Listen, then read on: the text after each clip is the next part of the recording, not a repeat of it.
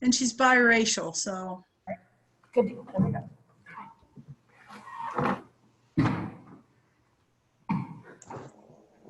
Good evening. I think everyone's here.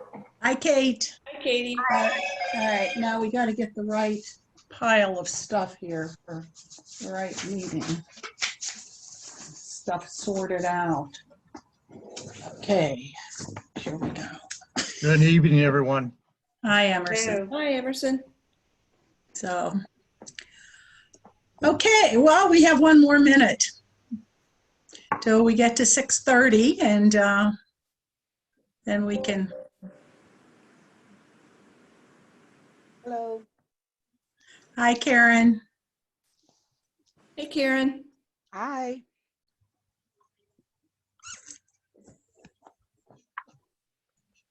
All right, we're at 6:30, so now we can go ahead and call this work session to order. And if there's anything on the regular agenda that we need to review, would anybody care to bring anything up? If not, we'll go around to our meeting issues and updates. And I'm just looking at my screen and I see Pam next to me, so we'll start with Pam. Okay. Hi, I attended the Green Space Advisory Commission meeting last night, and they are working on a couple projects with details to follow, but they have to do with McKee Park and the Hawken House. And house. So those are details to follow, but I wanted to let everybody know that on Saturday, the 26th, they are doing a tree giveaway at Blackburn Park. That's at the Jackson Road parking lot, and it's essentially a giveaway to those who removed Bradford pear trees. And so you can go pick up to 3 trees per family. They'll give you instructions, and Yvonne will be there to do a demonstration if people ask for that. Make a Difference Day is going to be on October 24th, and that's going to actually be drawn out into a week full of activity and coordinating the Shady Creek honeysuckle removal and a river to pear cleanup. So I will have more details on that to come. The only other thing is I did talk to them a little bit about our racial equity statement that we submitted last week. And later afterwards, I realized that maybe it would be a good idea for all of us, each of us, to send the statement that we released last week to maybe the chairs of those committees and the staff that are related, in order to just get the word out and kind of trickle down that mission. And that's all I have. Thank you. David? I don't have any updates. I would just like to submit a request that we review our city policy regarding golf carts.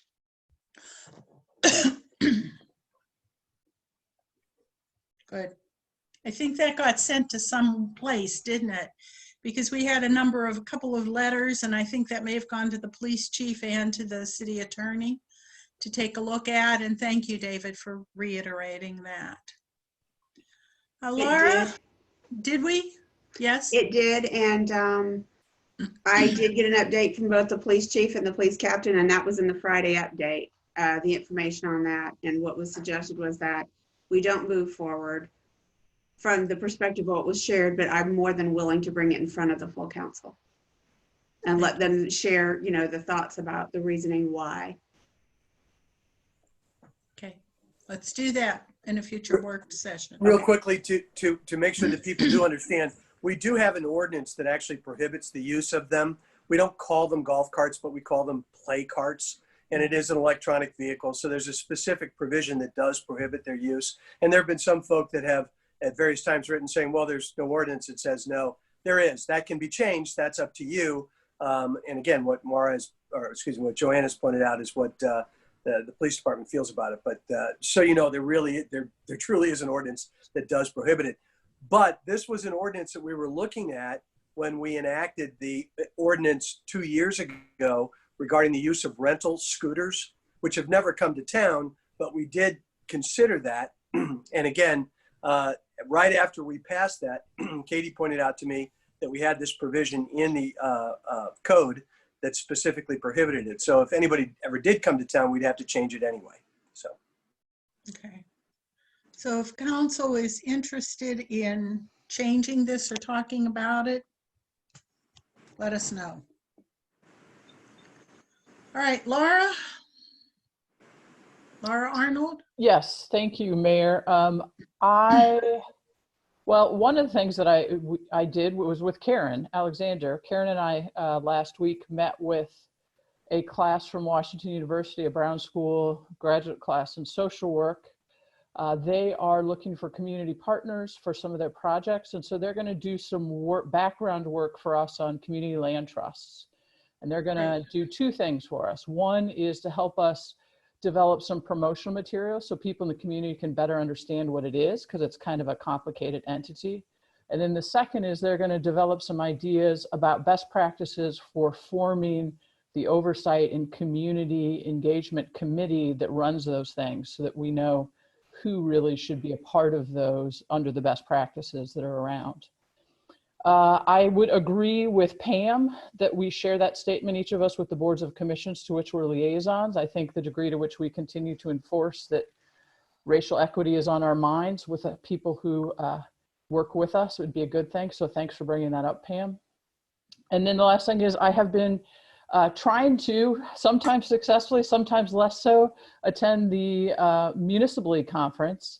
I got to tell you, I am not at all a fan of the technology they're using, but I did attend an interesting program on sustainability that made me think of when we do some of the rec center expansion, the pool, there's some sustainable energy grants that we should look at when we do that. And we may have already done so, but I'll send that information on to you, Joanne.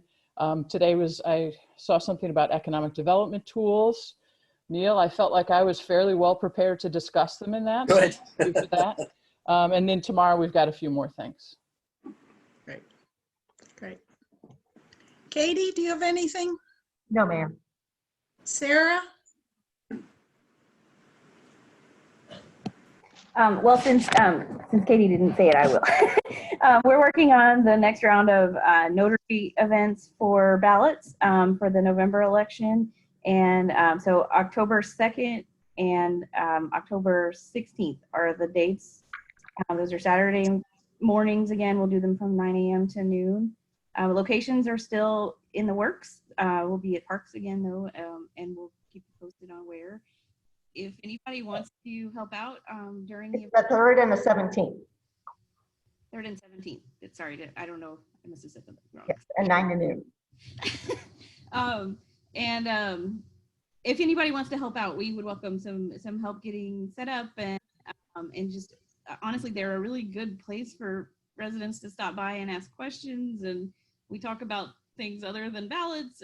They've been actually really great events to just interact with the community. So I encourage you to stop by or help out if you have time. And I would say contact either me or Katie if you're able to and want to. We had about 50 at the last one, so I would imagine this one will be much busier. Much bigger. Yes. Great. Thank you. Thank you for doing that. Thank you, Sarah. Karen, I guess you're next in my sight line here. Okay, hi. I did attend the Historic Preservation Committee meeting Monday night, and this was their first meeting since the COVID shutdown. So they're really just getting back up and running. The two things that they spoke about, the new business had to do with information from on a national grant program for the National Historic Preservation opportunities. And so there were just discussions about what that grant program or what the funds could be used for, whether it's to help fund National Register nominations or if there's options, different options for what the funds can be used for. So that is not due until August of 2021. So it's discussions are starting. There's time to talk about it and see if there's some things that we can do there. That was new business. Old business was primarily around 3 subjects, looking at either at-risk properties, properties over 100 years old, and the Webster Walk. And so trying to identify properties that might be eligible for the 100-year designation, and what we may do to try to reach out and try to preserve some of those properties, and or at-risk properties that, you know, may have some historic relevance, but are in bad shape, or condition issues, or people, seniors, or individuals unable to maintain them. And so it was just all sort of new to me. I'm listening, learning, and absorbing everything that I can. And so that's what I got. Great. Emerson? I only have one thing. We have some residents been working on a project, Map the Vote, map that is ran by the Democratic Committee. It had, on this map, it has those households in our area that has not voted. So we've been going around putting door hangers on the doors that include the right, how to register, a stamp, and an envelope for them to send it in. So I know we blanketed the North Webster area, and now we're starting to move to the south. So hopefully we'll have all that done within 2 weeks. Great. Thank you. Thanks, Emerson. Well, I have a couple of things. Our hard work on trying to get a CARES allocation, I think, is finally paid off. And we got a letter yesterday. We knew it was coming, that the county is going to do a per capita allocation of the CARES Act funds. And for Webster Groves, it means about $1.5 million that we will have to fill in. Oh, wow is right. And it's all pretty exciting. There's some things that we're gonna have to do and in terms of a resolution and a couple of other things, but I think they're gonna do this, break this into 2 parts, with a half coming fairly soon, and then some other material that we'll have to do with the other half. So it's pretty exciting. We're pretty happy about this. So there's been a lot of work in trying to get the county to do a per capita allocation, and it's coming. So yay for us. Earth Rabbit is also coming, and if it's okay with you all, you know, we all approved that. And Neil has been working with their attorney on a lease, and so if it's okay with you, I think just we can go ahead and do that short-term lease and get that Earth Rabbit here. The idea is to put it in the sculpture garden. Mayor, what happened with the second piece? We'll talk about that. Okay. We have a location for the second piece, and we have interest in the second piece. I want to talk to you about that. Okay. I too have been at the MML conference and went to one today that was about, talking about communication in your community, and it actually focused on communication around redevelopment. And there were some things that I will share with you at some point. It was a short but good discussion.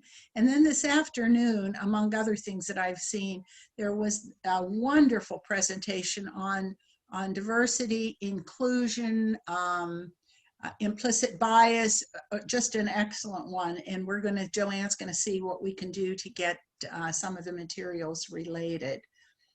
I sent you all a email today about meeting next week with the city manager search process. And I hope you can respond to me later this evening so that we can get that going, because it'll take a while to get some of the materials sent out to you. And at that point, we may also be able to do something around the resolution for the COVID, as well as the final numbers for the property tax. So that's what I have. Good money's always good news in troubled times for the city. So, all right, then let's move on to our topics tonight. And the first is the proposed amendments to the Police Community Engagement Board. I think we wanted to make sure that those were okay, Joanne, is that? Yes. Yes, so if anyone has any issue, we can deal with it now before we get there and try to make some changes on the fly. So I did have a question, just looking at the numbers. We'll be, by adding this new position, we'll be now at a tie potential. Yes. So we haven't addressed that, what would happen in that event or how we would continue with that. But I think, you know, everybody would be voting most honestly if they knew it didn't have to pertain to making or breaking a tie on something. So A tie fails, right? I mean, it's Yeah. just, in my Right. mind, it's like no big deal. If a tie happened, it just fails. so do we need to In state parliamentary rules, a tie would fail. that? Okay. Do we need to, we don't need to state that No, No. in the ordinance? because Okay. we do in other places adopt Robert's rules. And so that's one of the rules. I don't know who Robert was, but he was,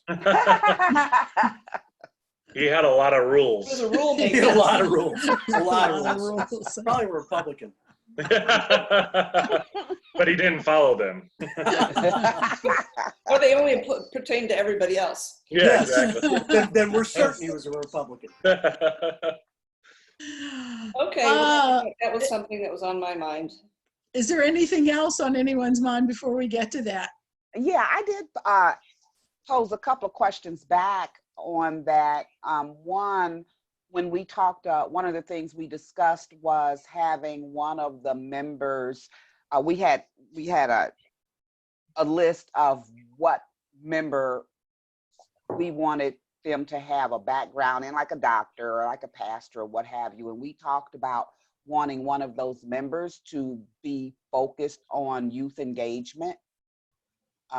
Is that something that was something that I'm suggesting that we actually put in there, so that whenever we're looking at replacing someone, and we're looking at replacing someone specifically, say for Cindy or what have you, that we always try to make sure that we have someone on the board. I know this is not negating that we're having the team representative, but having an individual who's very much there to help with youth engagement. I think we talked about that a little bit at the last meeting and mentioned that we do have a representative from the school board. Did that suffice or not? Well, no, because what I came away with is that was not stated and has not really materialized in that manner. No, the I know school it's just a board. year, Or right? No, right. not the student. Oh, okay. There's No, not the student. We not the have right student. now, John Thomas is the Right. representative from the school district. District, yeah. Right. And so. Is that we not found- enough then? Well, it doesn't look like it. I mean, I can't really speak to anything in particular, or maybe if we revisit and let him know that, or that's something that we want that role to do, because again, the difference I'm making is one of the things that Cindy spoke very strongly about was specific efforts to engage the youth with the police community, with the police board, with the whole. So, you know, we talked about it. I didn't know. Sorry, Karen, I didn't mean to cut you off. Go ahead, David. Done, go ahead. I was gonna say, I completely understand and agree where you're coming from, that the more interaction and the more involvement that we can get the youth in this community, the better. There's no doubt in my mind that the Police Community Engagement Board has a role in playing in that. I think this is a broader question that we as council can be addressing.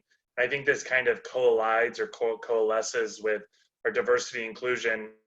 So often we look at diversity inclusion just on race or gender, but I think age obviously has a major factor in that diversity inclusion. And I think that it should be part and parcel of our discussion and figuring out exactly how do we engage youth throughout this community, not just on the Police Community Engagement Board, but throughout all of our commissions and throughout our government. So there's no doubt that I understand where you're going with. I think it's only a Band-Aid though on a bigger problem, and I think we can have a more detailed, more comprehensive discussion and plan though in looking at youth rather than just saying, hey, this one person at all times has to be concentrating on youth in the Police Community Engagement Board. Does that make sense? Yes. So here's some, when we get to that resolution, if you want to offer an amendment, Karen, that would take care of your concerns, feel free to do so, and then we can either vote it up or down. Okay? Okay. Thank you. Anything else? You said you had a few concerns? No, the only other question was, we did speak of not requiring the youth participant to be a senior. I know the wording says that at least part of their year should be as a senior. So is that how we're caring for that? And if so, at what point in the fiscal year do we appoint the person so that, you know, they don't have to be a senior to start? They could start as a junior, but we're saying that they need to be a senior at some point during the year that they're appointed. I don't know, to be honest with you. I think we'll just, Neil, if you want to answer that, please. As I may, as I read it, they have to be 17 at a minimum, and they have to have part of their tenure as a senior. So I could foresee a situation where, you know, again, it's a year appointment, by the way. So we're always talking about a year. So we're going to, unless we're going to entertain an absence in the board itself, we would want to attend to that. But theoretically, if I appointed a junior in May while they're a junior, they would then serve till the next May. But I could also appoint a senior at the next May appointment who is at the end of their senior year. They're more than 17. They are a student at that point, but their tenure would then go into the beyond their role in the school. So you kind of get 2 years out of them if you do it that way, Karen. Either way, I think you're in a situation where just paying attention to the vacancy is going to dictate what the answer is. Because if the seat is vacated at the end of April, then we're going to have to appoint in May. Right, because what we sense? ran into last year was the senior was appointed in April and then they graduated. So, but they would still theoretically, as we've written this, they could still participate on that board for the remainder of their term. I don't think they have to be a student during the whole term. But I kind of think that's unlikely, because if they're going to college, they're moving away, they're out of high school, they're going into a different phase. I understand. But my only point was, you kind of have a broader range on those appointments, and the time of the appointment is going to be dictated by the vacancy. So when the vacancy is created, you appoint right away, meaning that you have to sort of anticipate that in advance and then plan for it. But if you did a April to April or May to May, you know, because it is a year term.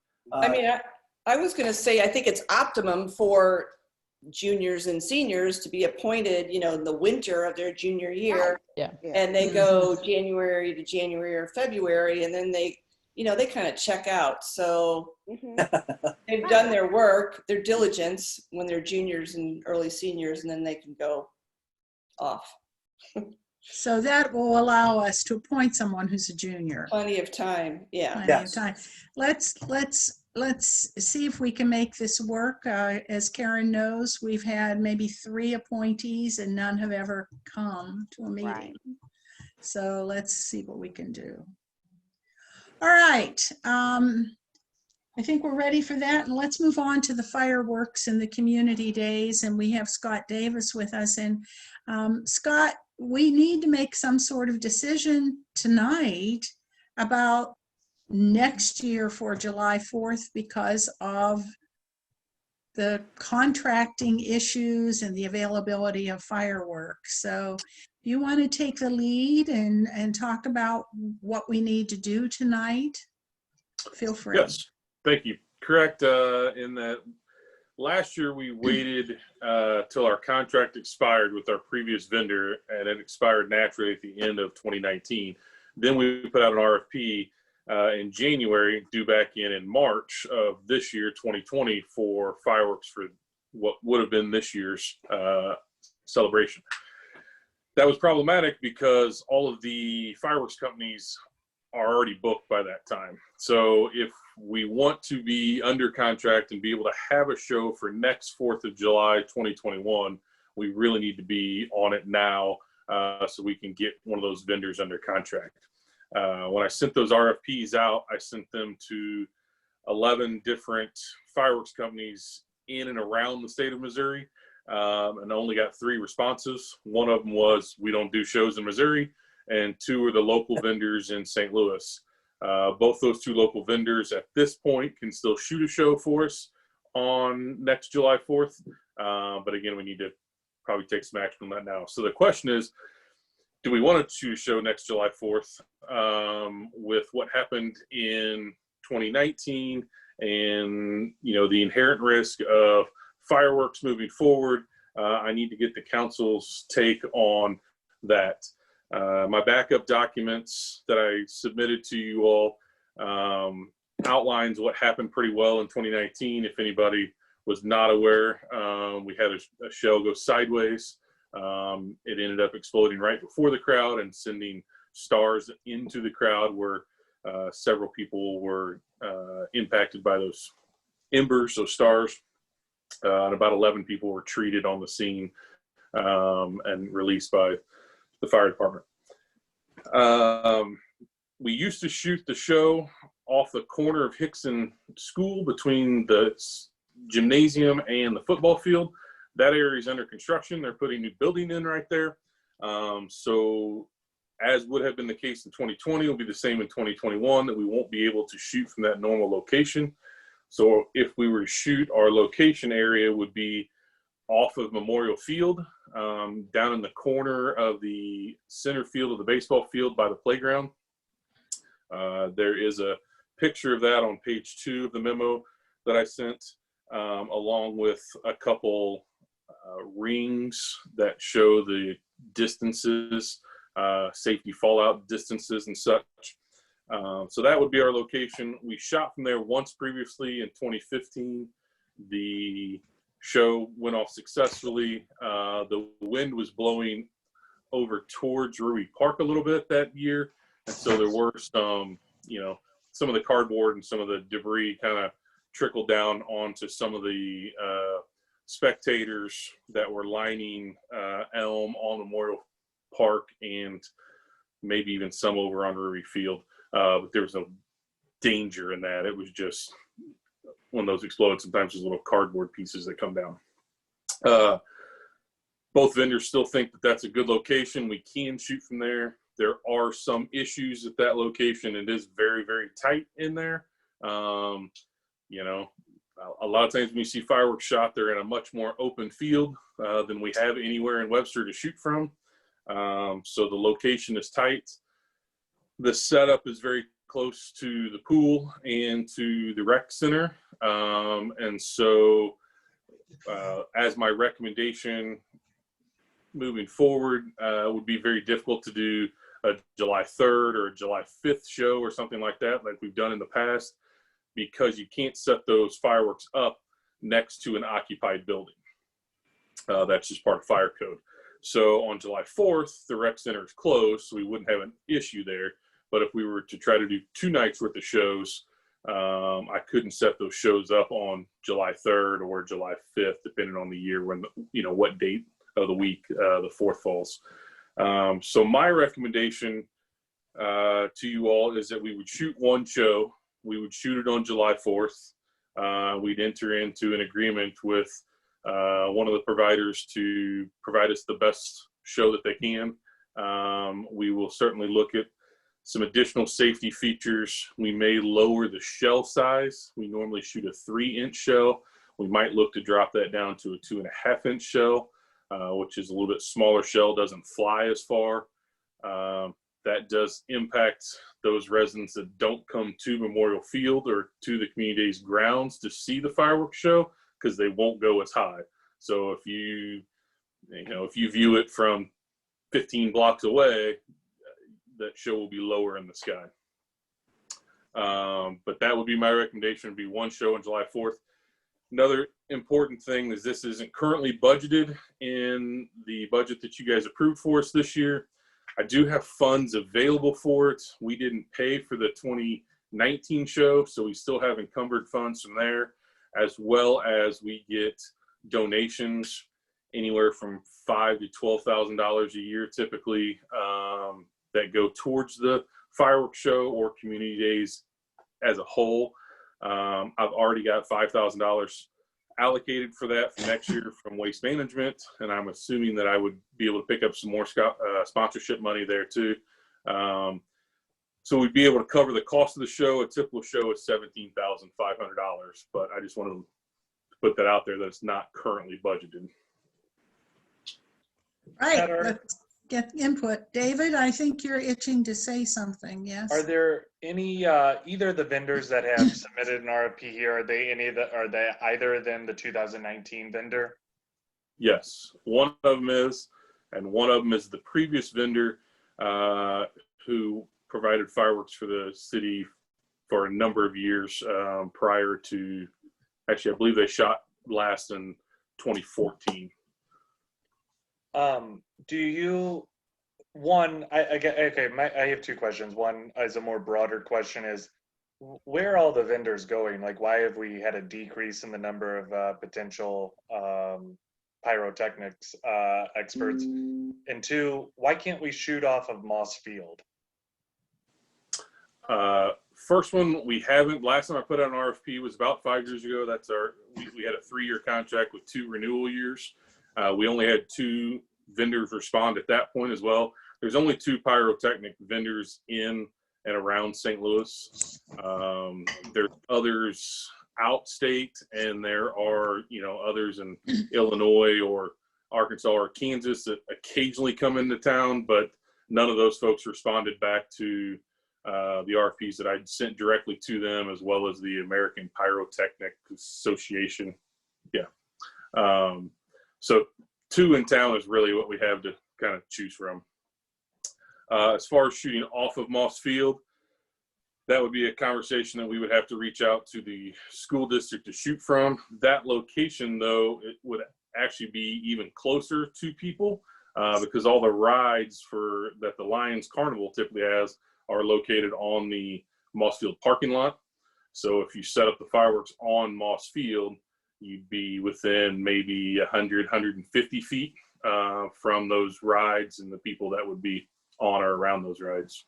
Aren't the rides shut down during fireworks? They turn off all the lights and they stop running some of them, but they don't necessarily stop running them all, and they certainly don't clear that. I mean, it would take us maybe 30 minutes to clear that parking lot if you wanted to completely shut it down and clear everybody out of there to make it a safe zone. Gotcha. Laura? I am very uncomfortable using the company associated with the accident. Are they still involved in litigation over that? And are we still subject to litigation over that? Yes. So I am really uncomfortable contracting with somebody that hasn't been resolved in any means. Do we have any assurances from them that they have additional safety practices that they've put into place since that time that would, I understand from your memo, and I absolutely, this is a dangerous thing, just inherently dangerous. But after an accident like that, if that were my company, I would do some things differently. Do we have any assurances that they're doing anything differently? Not really. They offered to potentially use metal racks Instead of the wood? the wooden racks. Yeah. I think there's still some mixed results about those. Some companies use them, some don't. The other company does not use metal racks. They're still using wood. I think wood is still the standard in the industry, but the metal ones are, coming online. That was really that and lowering the shell size were really the only two significant safety changes or operating standards that would be changed. So on a different, Joanne, do you want to go before I ask my other question? I was just going to ask Scott if the vendor that he was, the preferred vendor was actually the one that had been doing the work previously, like in 2014. It wasn't the same firm, I don't believe. Yes, I haven't selected a firm, but I have the same concerns that Laura does, and would lean more towards the other company that for those same reasons. But there's nothing to say that that company wouldn't have the same type of incident. There's an inherent risk in shooting fireworks. I think if you go Google fireworks accident July 5th, any July 5th, you're going to find dozens of municipal shows that something went wrong somewhere across the country.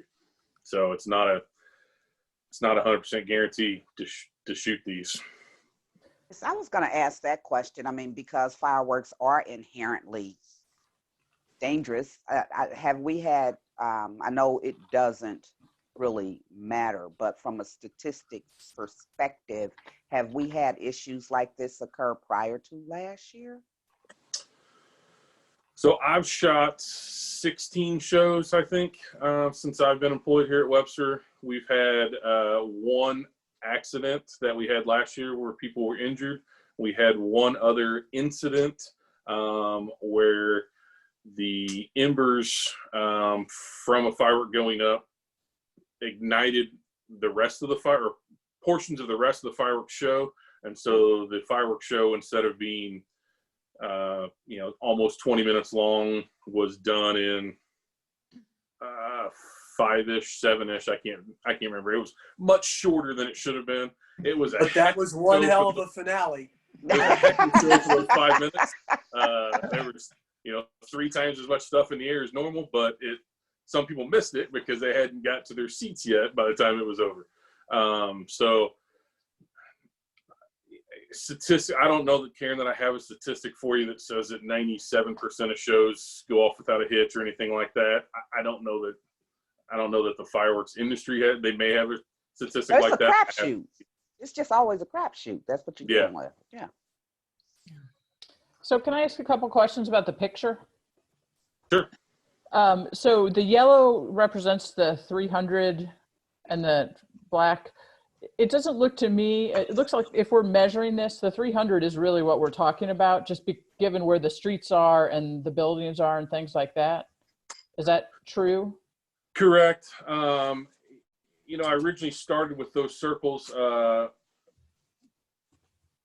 show the distance from on the August 2019 memos. Right. Also showed the distance from a Hickson shoot location. That location is not really available to us. So yes, on Moss Field, you're really looking at 300 foot to stay inside of the streets, because I don't think we're going to be able to shut down Elm or Glendale while this happens. Right. Oh. But the skate park would get, I assume the pool has to be closed in this. Yeah, the pool, skate park tennis as court. well. I know that's usually the music place. So. Yeah, the corner of that line comes right up to the edge of the skate park. Typically, the skating, the skateboard area of the park can be shut down. The rink area, the inline rink area, is where the music is at, right. where there's people sitting. So that would be outside of your 300-foot zone. Okay. But it would be, it's buttoned right up against it. Okay, thank you. Okay, Scott needs a decision, so we need to hear from council. Sarah, did you have something you wanted to add? Yeah, I wondered if you could remind us of what the plan would have been for this year before COVID. I had not presented this to council yet. It was on, I believe we had it set for the next work session. after Community Days was canceled because of COVID. So we didn't have a plane yet. My recommendation probably would have been, well, it would have been the same, that we would shoot one show on July 4th as opposed to two shows during July 4th. And we also used to shoot a show on New Year's Eve that we are not planning on shooting again. But it would have been one show and to go out on Moss Field. Basically the same recommendations I'm giving you today. And assuming the worst happens and we're still dealing with all of this COVID stuff next summer, I assume this is something we can cancel again if necessary. That would depend on how the agreement is finalized and written. Normally, when you enter in these fireworks agreements, you pay a little bit of money down, and so you've already got so that they can go out and buy product, and then you pay the other half when they shoot the show. So typically, you're locked into shooting a show sometime in that year period. That's actually how we got to shoot New Year's Eve fireworks years ago. It was too dry, maybe like 2013 or something like that. It was too dry to shoot July 4th fireworks, and so we'd already paid for them. So we ended up shooting them off on New Year's Eve, and then it started a trend that we shot for the next 5 years or so. So we would be locked into shooting the show at some point, but it wouldn't have to be July 4th. And maybe I could get Neil to help me put some sort of pandemic clause in there that if this isn't over by then we could carry it over for the following year or something. Thanks. I'm hoping after this election, we're going to have something to really celebrate on this 4th of July. So I want a bigger show. Pandemic be damned. I want a celebration. I was curious, did anybody, I think other cities had 4th of July fireworks this summer, yes? Some did, yes. Some years. Scott, did you ever hear anything from anybody? Very few, very few. Most municipalities canceled. I think St. Charles ended up shooting one or two nights, but most of the municipalities of our size or smaller canceled their shows. I think Actually, I was in St. Charles, so yes, I remember that. And no feedback, good or bad, from St. Charles? I didn't contact them. Okay, just don't have curious. If I'm not mistaken, I might have my facts wrong. St. Charles just surpassed us, St. Louis County, in COVID cases. Right, because they Yeah. didn't think it was real. So No. there's that. I just to show everyone, we made a pretty, I think, sound decision on what we did this past year. Emerson, you've been Scott. trying, Yeah, just looking at your circles, is that same concern about the closeness of the fireworks to Elm, with people sitting on that hill and the ambers coming down after the fireworks? Is that concern still there? Yeah, I mean, that concern is still there. The National Fire Protection Association's standard is 70 feet per inch diameter of shell. So when we normally shoot a 3-inch shell, you have to have a minimum of 210 feet safety zone. But from what I've been explained to by the pyrotechnic guys, is that 210 feet is for when the shell goes straight up in the air and blows up, and then it trickles down. That's that 210 foot. Anytime you have a shell that goes off this way, it's likely going to travel more than 210 foot, which is the situation we got into last year. Our safety fence last year was about 340 foot where the firework crossed the fence line. So that's your inherent risk. If things go well, that 300 foot is adequate and plenty of space. If something goes sideways, that 300 foot is not necessarily a safe distance. And we can go a little bit farther than that. You know, we can block all, it doesn't have to be a circle. Those circles are just the easiest thing to draw. We would likely maybe extend that out and actually close off Memorial Park and close, you know, so there wouldn't be anybody sitting north of Glendale or east of Elm. But that is quite a few people that would normally sit there, that you'd be pushing those 1,000, 2,000, 2,500 people to another portion of the property somewhere to sit and view. So even, you know, we make the shell smaller, that'll eliminate, I guess, how high it goes. And maybe the debris that's falling might not be as great, but we'll be shutting off quite a few people that can't enjoy the Yeah. fireworks because of that. Right. Okay. I would think you're going to increase traffic at the Community Days location around Moss Field, around Hickson School.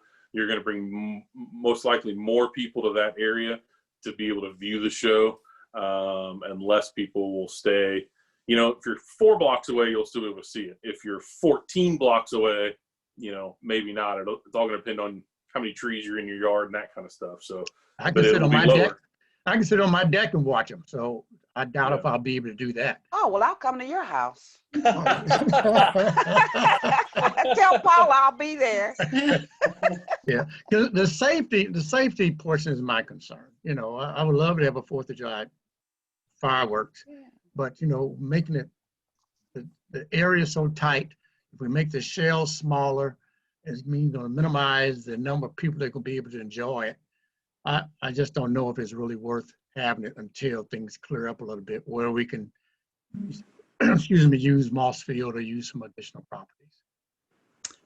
Let's hear from the rest of council, your opinion of this, so that we're going to do this. Well, we have to vote on doing this tonight.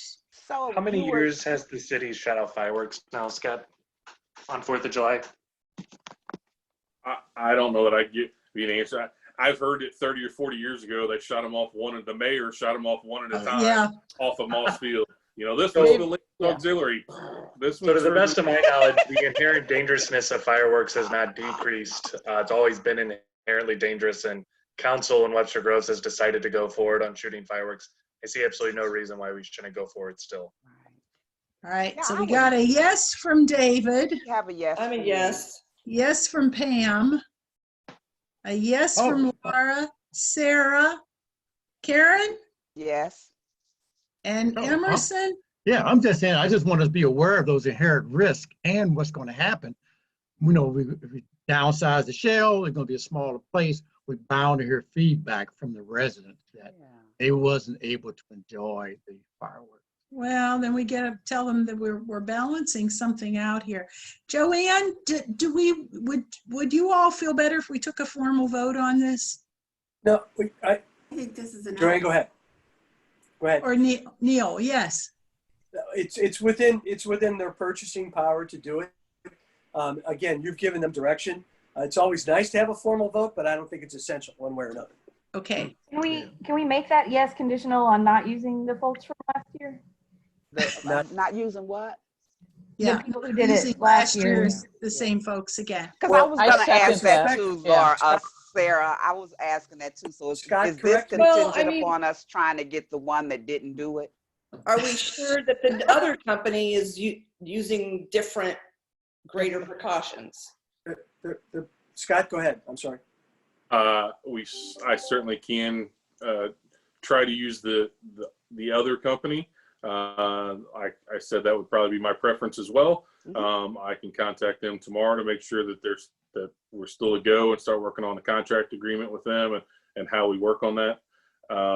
As far as Pam, your question, are we sure they're doing anything differently? No. J&M last year followed protocols and procedures as I know them to be correct. It's just an inherent risk of shooting high explosives that sometimes one doesn't work the way it's made to work. So Now, Scott, the other company is the one that's holding our funds? no, nobody's holding our funds Nobody's- yet. Okay. Yeah. Right. Well, So what I would- Scott can do is go out and get a bid and bring it back to you all. Again, as long as you give him that direction tonight, he can do that, and then you all could approve it or again at the next meeting if we have time. And I have those already because I've already got the RFPs back. Okay. I did All them right. previous. So they both responded they can do it. I can move forward if you guys, sounds like everybody's a yes. If Yes. you'd like me to choose the other vendor, which is in the purview of the RFP on how we wrote it up and how we can select the best, most responsive bidder to the city. We deem them to be the best one. We'll go with them. I will All right. consider, though, I think you should consider some special dialogue or language in the contract for reasons of pandemic. And we'll do that. Yeah. Okay, I think we're set. It was the consensus of everyone on council that we move ahead, and we move ahead with the previous company and plan on just the July 4th fireworks. Okay? All right. Thank Thank you very much. Thank you, And Scott. you forgot the part about us all going to Emerson's house to watch. And we're all going to Emerson's house to watch fireworks. So he's having the 4th of July party. All right, we're moving on to the next item, which is the minimum driveway width requirements. And I'm the one who brought this up because of the situation that I encountered with one of our residents. I hope all of you have read this. I have several questions about this because I quite frankly don't quite understand. Mayor, are you speaking of Mara's? I'm speaking of the 10-foot wide driveway requirement, yes. I was a little confused with that as myself. I am too. I'm confused because I don't understand this. Does this apply to new homes? If you look at the memo, it identifies that yes, a new home would have to put in a new driveway to meet the code requirements. So a new home has to put in a 10-foot wide driveway. That's correct. They have Okay. options with that 10-foot wide driveway. They can do it as a Hollywood drive or a ribbon driveway. They can use pervious pavers. They do not have to go all the way back if they don't need to. It just depends on how they design the property, and it's part of their stormwater plan. Okay. What's magical about 10 feet? I mean, I looked up, a full-size SUV is only about 7 feet in width. I'm not quite sure I understand why 10 feet. I measured my own driveway, and this would make me increase the width of my driveway by 25%, which seems like a lot to me. Sure. So the code requirement has been in place with St. Louis County for a very, very long time. The 10-foot requirement usually comes into play when it starts with a 9-foot wide parking space. That's a standard parking space that you see in a parking lot. And then the 10 feet is supposed to give you additional room to open your car doors. So, many times when someone does put in a driveway that's narrower than that, they have trouble getting their doors open if the neighbor puts a fence up on the property line and they're right up against their setback for their structure. So we were just following, again, there's a specification. I can share what the specification looks like. Hold on just a second. It's not going to allow me to open the PDF. Well, while you're doing that, I think we also have some additional questions.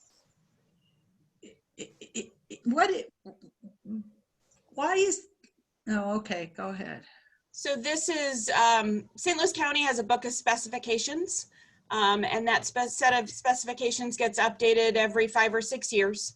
And you can see this one was last updated in 2014. And it has a typical approach detail of a requirement of how you access the right-of-way. And then it requires a minimum of 10 feet and then gives a maximum of 24. So someone can't pave their whole front yard. And that's the specification that is used by the Public Works Department as the standard.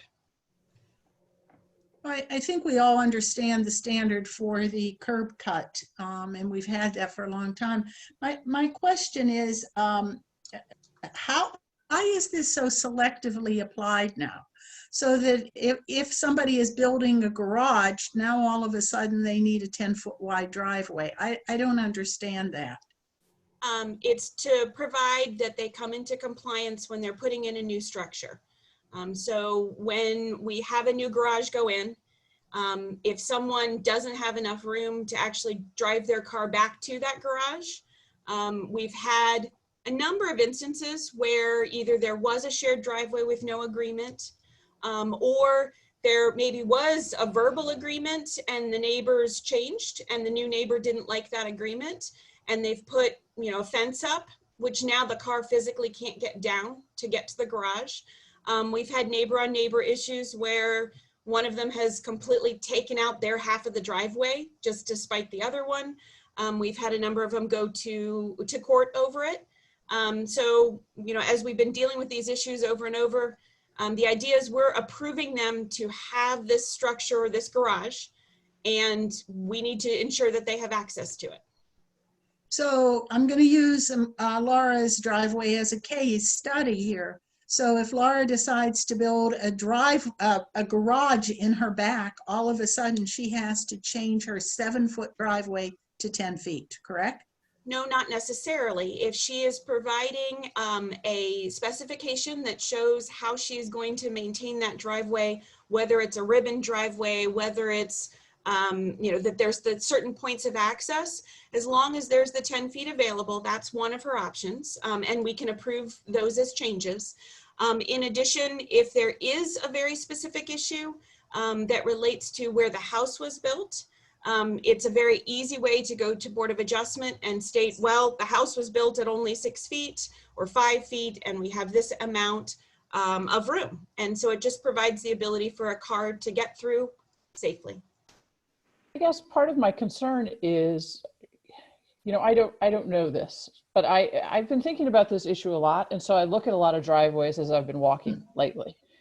And it seems to me, at least, that so many of the driveways don't they don't meet the standard.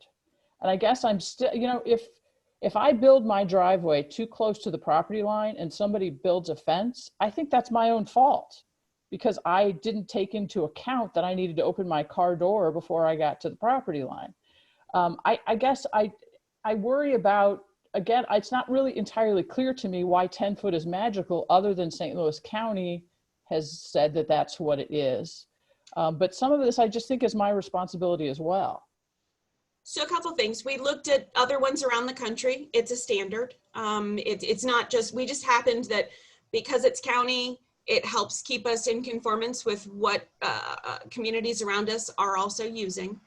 Again, I hope that the memo would identify, there are so many cases. Yes, there are a ton of driveways out there. Until you at such time are going to, one, add a completely new garage or add a completely new house, there is no need to do any of this.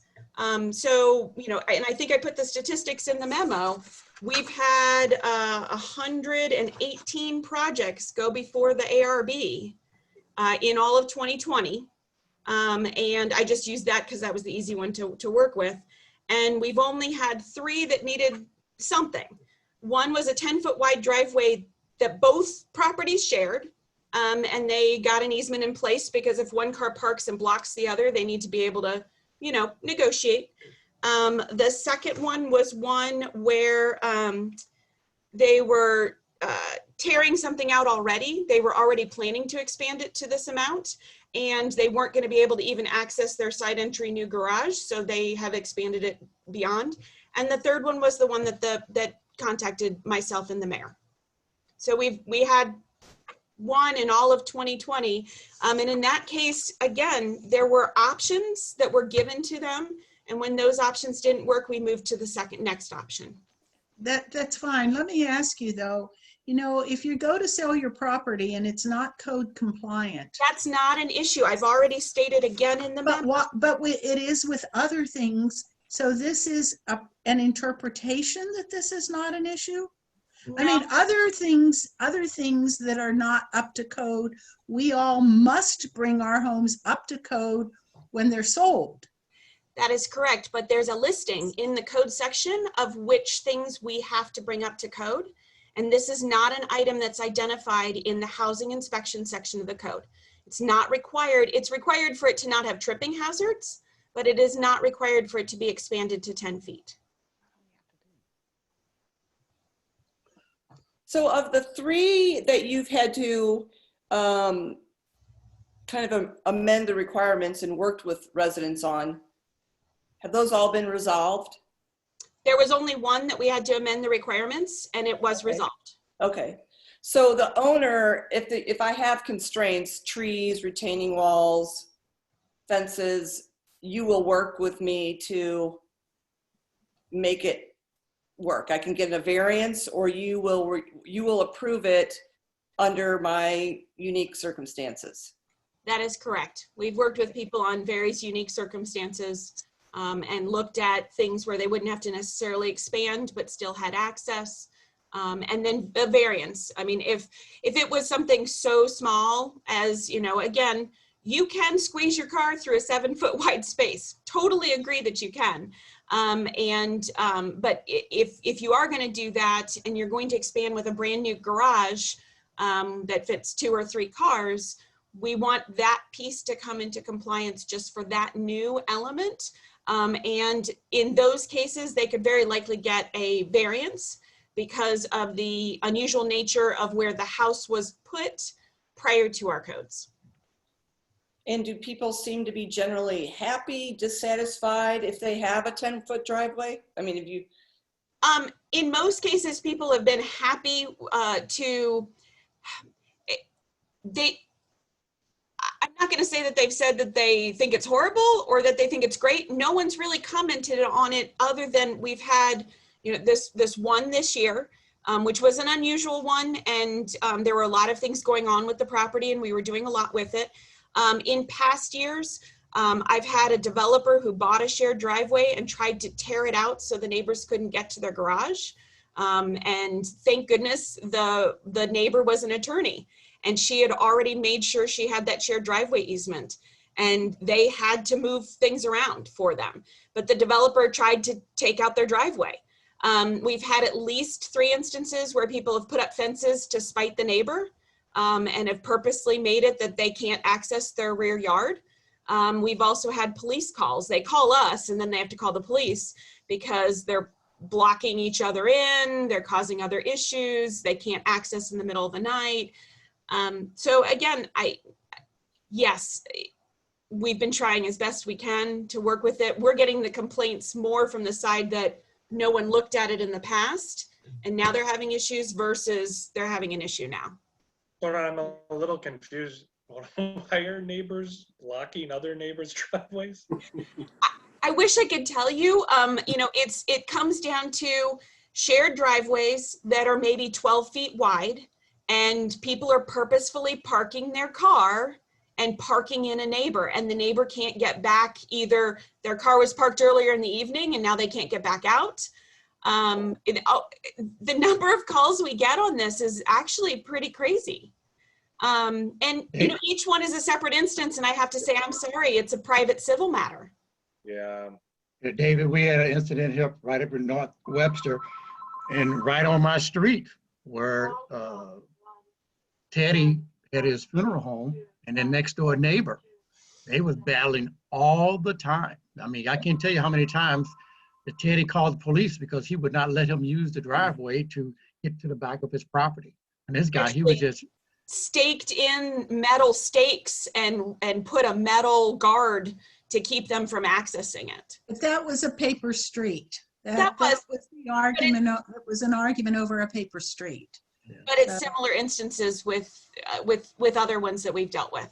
We need to go on, but I can tell you, I am uncomfortable with something that requires judgment always instead of something that is legally allowable. I really have trouble with this 10-foot wide driveway business. So, well, the public hearing should help you because the next public hearing was supposed to tie in to the other code amendments that the Planning Commission has been spending the last 9 months on.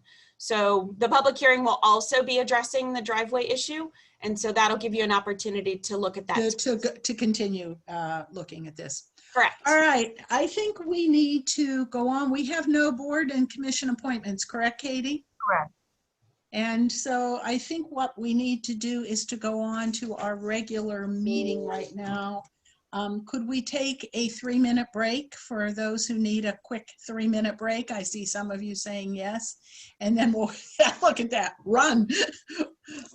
We'll be right back, okay? 3 minutes.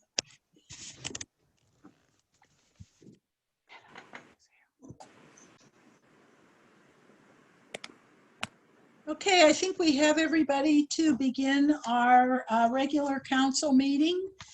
We apologize, we're a little bit late here, but we are going to move along and I think you all know about the remarks of visitors. What has been submitted by 4 p.m. will be read, and we'll talk a little bit about the raise your hand issue with the Zoom. But let's start first with the roll call. Mayor Welsh, Here. Councilmember Arnold, Here. Councilmember Bliss, Here. Councilmember Franklin, Here. Councilmember Smith, Here. Councilmember Alexander, Here. Councilmember Richardson. Here. All right, we're going to start with a public hearing, but I want to mention now that there's some new changes in the conduct of a public hearing and a new format since we're using Zoom. First of all, tonight's public hearing, we're going to request that it be held open, and all public comments will be held to the next scheduled meeting of October 6, 2020. So keeping those public comments to then. The PowerPoint and the recording of the staff presentation will be made available on the city website by the end of the day this Thursday, September 17th, for viewing. Members of the public will have multiple options to speak at the October 6th continuation of the public hearing. You can mail written comments to City Hall, 3 minutes of which will be read into the record. Email comments can be sent to citycouncil@webstergroves.org, 3 minutes of which will be read into the record. You can submit comments or sign up to speak online prior to the meeting. This option will be available by October the 2nd. And you may also email a request to speak at citycouncil@webstergroves.org. You can also use the hand up option in Zoom to request to speak at the meeting. Just a reminder that each speaker will have 3 minutes and that the order of the speakers will begin with those who register ahead of time, followed by written comments read into the record, and then hand up attending the Zoom meeting. So there's a new public hearing format, and we believe that this will enable us to hear from the public in the best way possible. So with that in mind, we're going to open this public hearing number 1, which is zoning code text amendment parking development standards. And the proposed amendments include changes and additions to sections 53.020, 047, 057, 067, 077, 0.117, 0.157, 0.180 through 0.189, 0.233, and 0.243 of the zoning ordinance in order to clarify and update regulations for parking development standards in residential, commercial, industrial, multiple family residence districts. All right, Maura, you're on. So I'm going to start. I do have a pretty full PowerPoint, and I'm going to go through it as quickly as I can. It's a lot of information. But I wanted to give you a background on how this all came before the council. We started in September of 2019 with a memo to the Plan Commission. It had been one of the items that had been discussed about potentially making changes to the code. The code for many years has been very simplistic. And whenever a project would come before the Plan Commission, the staff report would reference that as we were looking at parking or access, that we would use St. Louis County as our standards. Because we didn't have standards really in our code. They were very simplistic and they didn't give a lot of definition. And the hard part with saying that to someone when they come in and you're talking to them about a new development is that St. Louis County's use definitions and uses don't tie with ours. So their codes might say that you have to have a certain number of parking spaces for a very particular use, but our use doesn't match up with their use. So one of the things we've been hoping to do over the last couple of years is to make these updates. We started in September of 2019 with the Plan Commission. We briefly talked to them about minimal dimensional requirements, having a discussion about parking supply, whether you had minimums or maximums, ensuring that we had ADA accessibility, looking at trailers and commercial vehicles in residential districts, trying to tie it to some of the things that the council had already addressed in past code amendments, looking at the procedure for how to modify the standards and giving a couple options for that, and what should the Plan Commission priorities be for looking at these code amendments. We then opened up the hearing. We tried to open it up in October and didn't end up having a quorum. So we sent the whole packet to them in October. They had a couple months to review, and in November, we opened up our public hearing. At that time, we tried to focus very closely on what were some of the important things to look at. They were concerned about, in our review of it, that the existing code didn't contain dimensional requirements for minimum dimensions regarding driveways, parking spaces, bicycle parking, other things like that. And then thinking that there might be things we could improve. Clarifying the expectations for a developer as they come in and what they might need. Looking at the aesthetics of the parking areas, how it kind of ties to our landscape ordinances. Looking at safety. Many times there's relationships to how people come in and out of their driveways or out of their parking lots, and the safety onto roadways. Looking at property rights and shared driveway agreements, and then how does the city enforce this? So we took the way to review this very similar to how we did our home occupation ordinances. We started very simply with just sort of looking at each category of the idea of what we wanted to look at, and looking at each of those spent a number of months. So the Plan Commission met in November, December, January, February, and finally approved these in March of 2020.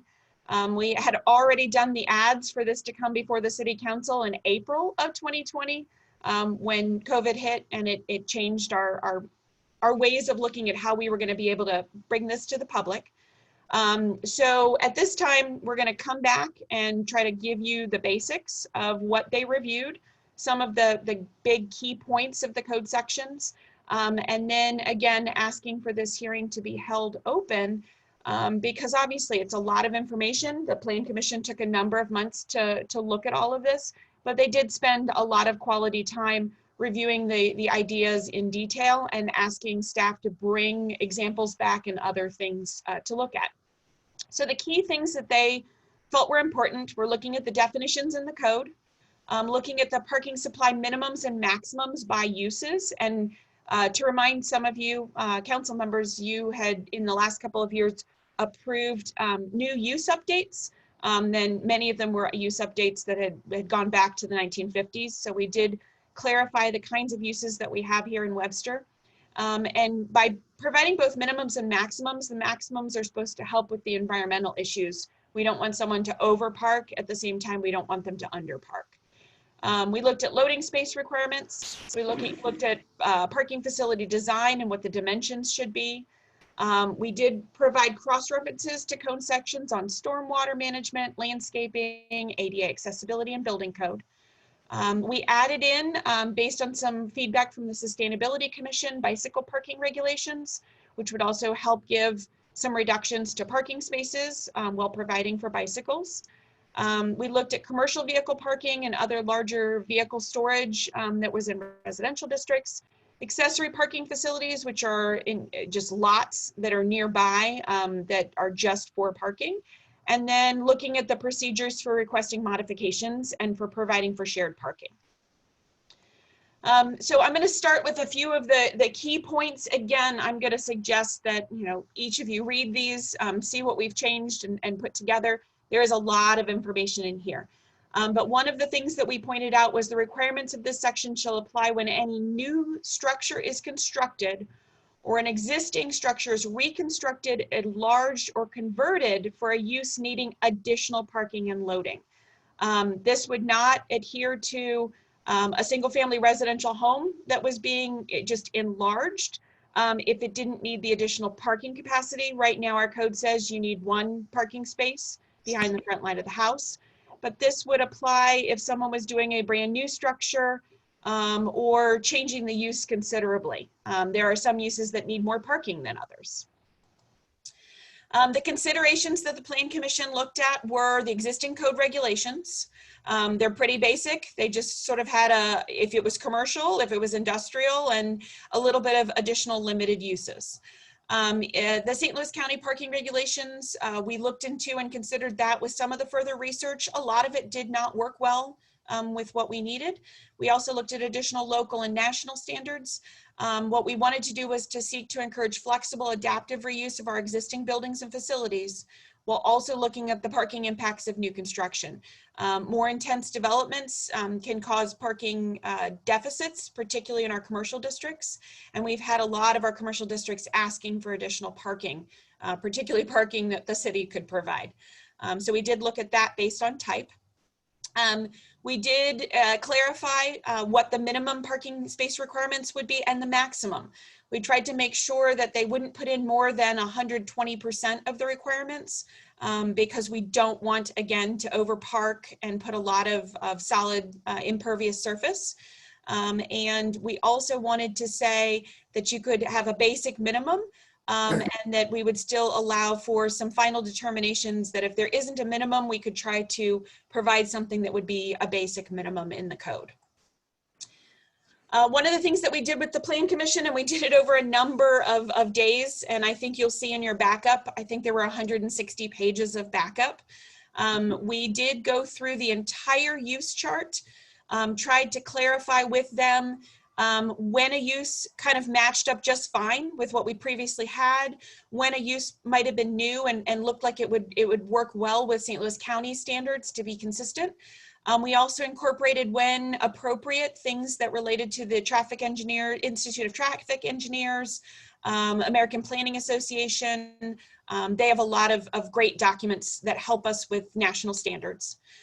We wanted to encourage the adaptive reuse of existing buildings and facilities. So again, trying to minimize having to add additional parking. And we wanted to account for the parking impacts of new construction. We get a lot of complaints that, hey, why did you allow 3 new restaurants in this area when you didn't increase the parking? How can the parking, people don't want to walk a certain distance, and try to incorporate all of those issues. We did, and you'll see this in blue because we really wanted to point out very clearly that if there was something that was of issue, in the event it's not possible to meet this, there is an entire section that allows for variations to the code. And there's a very specific set of steps to get that variance. Certain variances that are small can go straight to the planning department. Variances that are larger can go to the Plan Commission. So it gave additional options without even having to go to Board of Adjustment. But then the last option would be to go to Board of Adjustment. We looked at some of the other issues related to how you handle fractions of a parking space. How do you handle when there are multiple uses? What are the area measurements if you have a standard perpendicular space, if you have a parallel space? What if you have diagonal parking? We get people all the time who try to squeeze in some diagonal parking and actually their cars can't get in and out of them.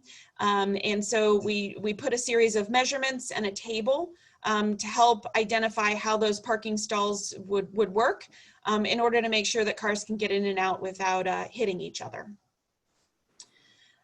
We looked very clearly, especially at loading spaces. Loading is always problematic, especially for the commercial areas. Those larger trucks coming into our little streets, trying to make sure that there's a space where they can load and unload in the districts. So we do have some requirements that are, and again, this is if a new building gets built, they do have to have these loading spaces or a commercial loading space to help. Again, they have the ability to get some variations to this part of the code. We looked at parking facility design. We pretty much stole this from St. Louis County.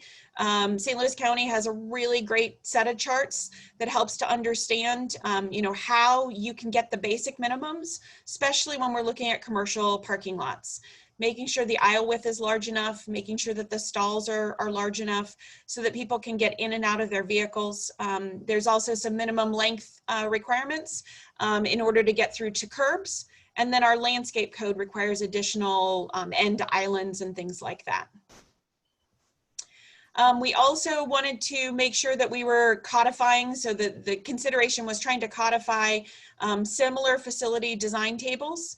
And we did look at some other cities of a similar size to us. A lot of them had essentially the same numbers. And we thought it was good to be consistent with those of us kind of in the Midwest. We also looked at the location. We wanted to retain the existing requirements in residential districts and not expand upon them when it came to that one parking space behind the front line of the house. There have been some conversations of, with the numbers of cars that people have today, should you have more? With those that are trying to use other means with all of our shared uses when it comes to Uber and other things, or using bikes or other vehicles, we decided it was best to just keep it with the one. We wanted to try to prohibit future front yard parking lots in our D commercial district. So for example, the new Regions Bank, they built that up to the sidewalk walkable area. You don't have parking spaces in front of the building, they're behind the building. Now they're a little unusual because obviously they have two street frontages, but we tried to focus on the primary frontage that's more of our walkable main street. And then that would be encouraging that any new development would try to, in that area, put the parking in the back. We also already in the code had a limitation on trailer parking. They cannot be in front yards in commercial and industrial districts except for deliveries. So you won't see them just parking in front and using their trucks as a billboard. We looked at the parking facility design, looking at the considerations of residential driveway width, at the one required parking space behind the front line of the house. We looked at the curb cut width, minimum turning radius. We get a lot of calls in for circle driveways on property that's not big enough for the car to actually make that turning radius drive. So they're driving sort of through the grass or driving around. We had that already in the public works paperwork, but it was not in our zoning codes. So it was a little difficult when people would come in and they would say, well, it's not in your code. And I'd have to point them to another section that is not readily available. We did also look at maximums. We have had some questions and complaints regarding people that either are parking their cars in the grass on the side of their driveways because they just haven't expanded it. And we've also had a lot of complaints about the potential of people trying to essentially put 3-4 parking spaces in front of their single family residential home. So one of the things that we looked at was some options that would look at the idea that you can have your 24-foot wide, which is a standard for a 2-car garage, that you'd have the potential to expand it a certain percentage greater, but that you couldn't pave the entire front yard as this sort of big parking lot in front of a house. It gives the opportunity that, if you had a front entry garage, you could have that. If you have a detached garage in the rear, you could still put in a larger driveway in front that would not block your driveway going back to your detached garage. The Plan Commission spent a lot of time on this one, asked a lot of questions, talked through what some of the considerations and concerns were, and this is what came out of the consensus with the Plan Commission. We did add in the additional information on circle drives to make sure that the curb cut and the radius would be met in order for a vehicle to be able to make it around that driveway. We then went into trying to align the commercial and industrial vehicle considerations with what had already been approved by the Council for Home Occupation. We also continued to allow for hardship allowances. And there's a couple sections for the hardship. And that code section, again, tries to align very, very closely with what had already been approved by the council in order for it to be in both locations and easier to find when someone has questions on it. And then we did add in the commercial vehicles used in connection with the home license occupation. It gave the section to reference back to those requirements so that we tied them both together. And then again, we talked a little bit, these are the code sections that had been referenced before that give the ability for a hardship that someone can ask for relief. And that relief determination would be able to be approved without having to go completely up to the city manager. Before it was a city manager request. And we had a lot of people not really want to take it that far, and they would have preferred that they could have done it at a lower staff level. So we would allow for those determinations to come in, and we do have the ability that it can be renewed in that area, that they can renew it based on the commercial vehicle that they have and the hardship that they have with their particular property. We did try to help codify the differences between trailers, campers, boats, RVs versus dumpsters. The problem was the definition was of a trailer, included work dumpsters, but it also included any type of trailer type vehicle, which would be like an RV. And we've had some questions and concerns over this section of the code that have come up since the Plan Commission discussed it. There's been a lot of questions as to why we would even allow someone to store an RV on a property at all. But we do have the code section that allows it in the rear yard of a residence district. And it allows them on a limited basis on either the side or front yards. And then with the dumpsters, they're tied to the remodeling and the construction. And they have to also be on a paved surface and not on the grass lot. This is something completely new to our code. We did add bicycle parking, trying to encourage bicycle parking in our commercial districts, also in our multifamily areas. So we were adding additional potential requirements, and that would also give a reduction to the overall parking spaces. So we did add this in. Again, this was supposed to be for brand new construction, completely new use. And there would be ways to incorporate it with existing bicycle spaces in shared commercial districts. We did talk a lot about the design of the facilities, how they should be located in well-lit areas with easy access. We did look at they shall not be located within any required landscape areas because they do get trampled over. And we wanted them to be incorporated into a site plan that would help us understand where that bicycle parking would be located. This is the section that allows them to reduce for every 2 bicycle parking spaces, they can reduce by 1 automobile parking space, but they can't reduce it by more than 10%. So they can't say, well, I'm going to provide, 15 bicycle spaces in order to provide no car parking, but it still gave at least a 10% reduction for the project. Accessory parking facilities has always been in our code sections, but it was in individual residential code sections, and it wasn't in the parking section. So we just moved this section over to help clarify that it is something that can occur in certain areas when they're within 300 feet of a particular use. You can have exclusively a piece of property that is an accessory parking lot.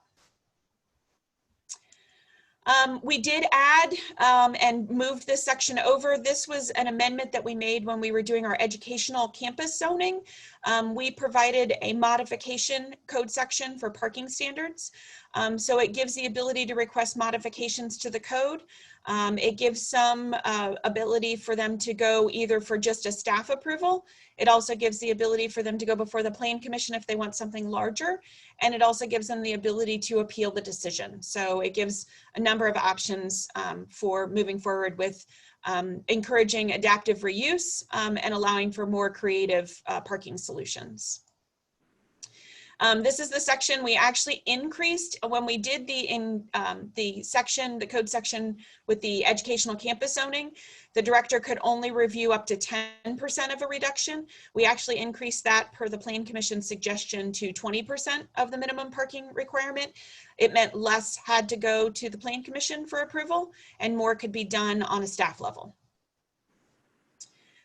We also added some changes that talked about the providing off-street parking in excess would be approved by the Plan Commission, and making sure that that was clear with sort of, if they want to provide a whole lot more parking, they would go through the Plan Commission.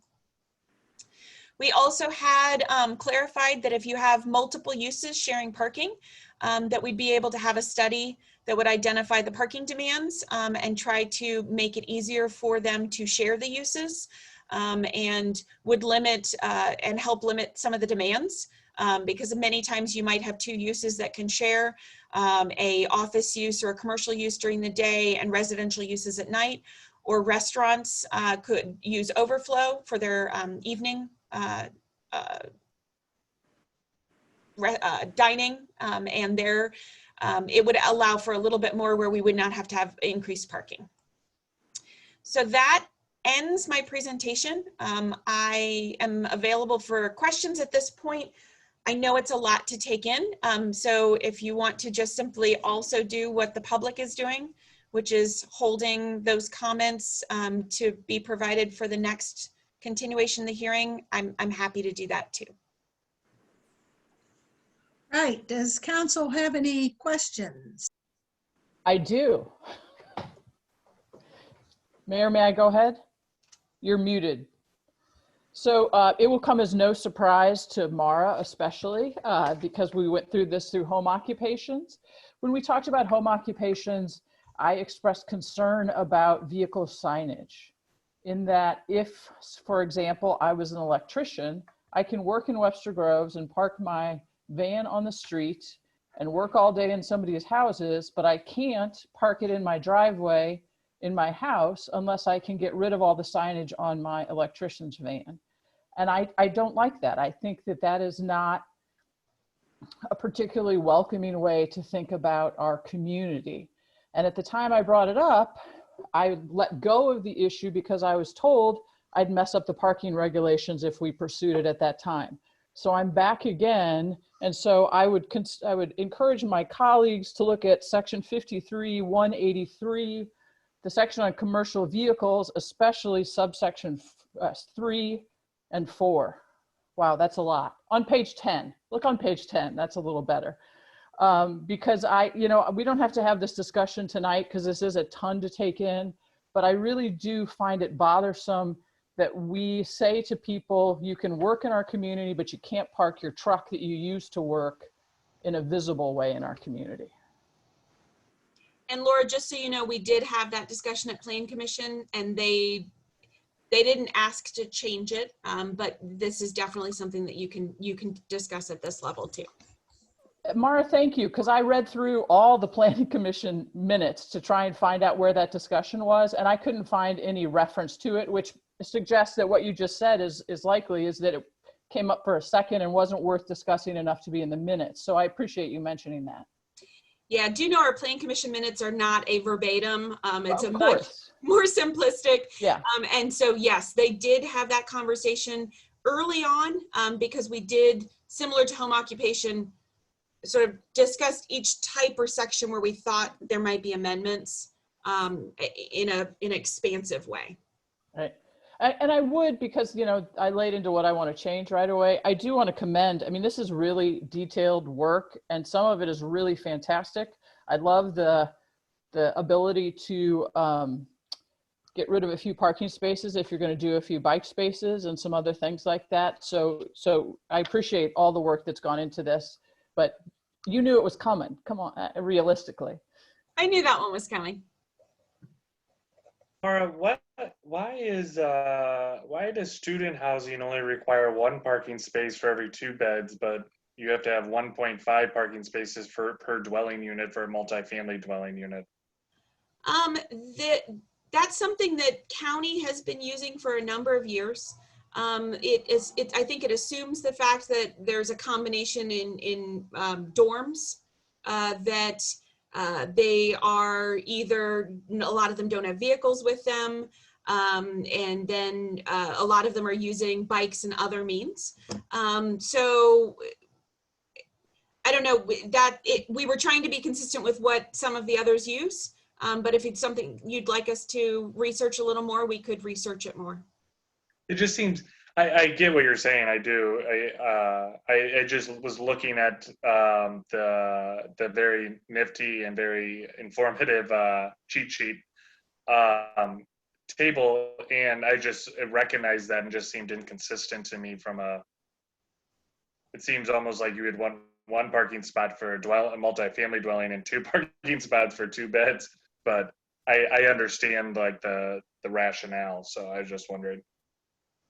Yeah, I think you find in a lot of those, because they're in, like, for example, we really only have Webster University. It's the only one with dorms. It's the only one with those other uses. And the way we tried to help craft those numbers is the idea that they are adding up. They have a certain amount of spaces for their classrooms. They have a certain amount of spaces for their office uses. They have a certain amount of spaces for their beds. And if you think about it, they're both staying in a bed and using the classrooms. Yeah. So by keeping that number down a little bit, it's because there's going to be that group usage for the campus. That makes sense. Any other questions or comments from council? You know, this is going to be a lot of work on our part. There's a lot of reading here. I think we're up to the challenge. Jerry, I do have another question. Yes. Mara, could you illustrate for me? I can't envision a scenario in which we want people to essentially overpark. What does that look like? We don't want people to overpark. We really don't. No. But you will find that there are cases, and again, it's instances, and I haven't seen them in any development we've done. But you always want to think ahead. Someone comes in and says, okay, we're going to tear down the CVS and we're going to tear down the other half of Yorkshire Plaza. And now we're going to, because we think that we need this many parking spaces, they overpark it. So like right now, Yorkshire Plaza, if you drive by, even at the busiest times, there's a ton of parking spaces. So it's the idea that you want to make sure that no one puts that many spaces in to start with. I understand that. I'm wondering why we put a provision in here that says we'll make this exception for you up to 120%. What does it look like when you want to go over 100%? I guess I'm questioning the need for that exception in here. Sure. I think that we, other communities have had to give additional parking because someone has convinced them that they need to have that many parking spaces. I've only had it maybe in the 15 years between this city and another city. I've only had like 1 or 2 that have asked for it. Most really say they want to do, like, there's in some cities they do what's called phantom parking, where they plan it out that if they do find out that they don't have enough parking, they can take out some of the green space areas, and they've already designed it perfectly so you can still squeeze those parking spaces in. But I really, it's rare. It's very rare, and maybe we don't need it. Okay. Other questions? Mara, I think we'll look forward to a pretty hearty discussion at the next meeting, because we'll have the public hearing comments as well as the opportunity that council will have to go through this with kind of a fine-tooth comb. And if there are any comments or sections that you can send as ahead of time that you have comments on, it would help for us to be able to prepare either some backup or some answers. So if you do have that ability, we're going to be reading all of the comments that do come in from the public, if they do come in. And we want to be able to be prepared to be able to answer as much as we can. Great. All right, what I need from a council member is a motion to keep the public hearing open until the October, what is that, 5th? Have to look and see. The 6th. The 5th? 6th. Mayor, I move that we keep the public hearing open until October 6th. Is there a second? Second. Okay, any comments? You want to call for the vote, Katie? Yes, Mayor. Councilmember Arnold, Yes. Councilmember Bliss, Yes. Councilmember Franklin, Yes. Councilmember Smith, Yes. Councilmember Alexander, Yes. Councilmember Richardson, Yes. Mayor Welch. Yes.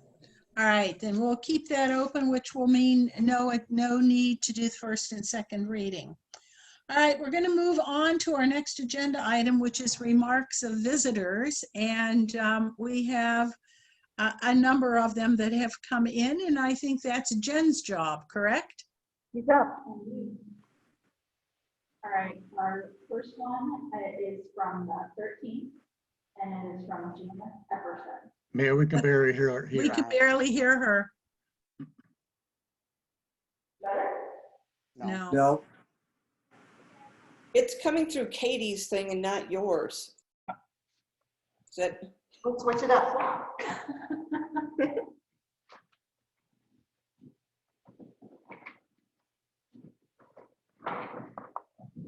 It has worked in the past. All right, can you hear me now? Yes. All right, okay. So the first one is from Janice Epperson and was received on the 13th. It's City Council. I would like to express my concerns over the Webster development project. This project is way too big for the small area they are planning to develop. It will not only destroy the Shady Creek area, but will also disrupt and destroy the sense of community that is Webster Groves. With a development of this size, it will not only destroy green space, which wildlife depend on, but also take away the enjoyment people in this area experience every day. It will also add to the already existing problem with flooding of roadways and yards in this area, only making it worse. Many of the people who live in this area were attracted to it because of the green space, the feeling of living in a small, close community, and the charm of Old Webster. This development, if allowed to progress, will destroy all of that and more. Please take these concerns into consideration when deciding if this is right development for our community. Sincerely, Janice Epperson. Our next one is from AJ Angajala, and it's from the 14th. Hi, I wanted to share how displeased my fiance, copied on this email, and I are about the new development of 8 7-story buildings. We are not in favor of these tall structures, population density, ruining the quintessential and picturesque neighborhood because some developer wants to make a buck on this. We are open to further dialogue and voting process. The next one is from Meredith Gugger, and that is also received on the 14th. Dear City Council, I am extremely concerned about the proposed Webster redevelopment project and the safety of my family and neighbors. I live at 505 West Kirkham between Slocum and Parsons near Larson Park. The traffic speeds are already dangerously high on this stretch of Kirkham Avenue, enough to where I worked with Captain Spear a few years ago to start a petition with my neighbors to get a traffic study done on Kirkham. Captain Spear had the study performed and found excessive speeding, however, nothing came about from it, which was very disappointing. Now, with the talks of adding hundreds of more cars onto Kirkham daily, I'm very concerned about the dangerous conditions. Kirkham is a very windy and narrow road, narrow space between the sidewalk and the street near Larson Park. I'm seriously considering moving if this development is approved. Thank you, Meredith. This is from Peter Nurnberger, also received on the 14th. I'm concerned with the scope and scale of the proposed redevelopment plan along Shady Creek. First off, the idea of multiple 7-story buildings does not fit into the community feel and pace that we moved to when we bought our home. Secondly, the traffic along Kirkham is already busy enough with people cutting through to the west, almost always at a high rate of speed. The street that has little separation with the sidewalk, and nothing has been done to help this issue. The proposed Riverwalk does nothing to help the added traffic that will be inevitable towards Rock Hill Road. Finally, there are already enough empty storefronts along Lockwood where a great vibe is already beginning to take shape. Shouldn't our efforts be focused on further developing what is already in place? What is going to be done to address the shortage of parking that is already at issue with the new restaurants opening this year? As currently detailed, I am opposed to this development. Peter Nurnberger, West Kirkham Avenue.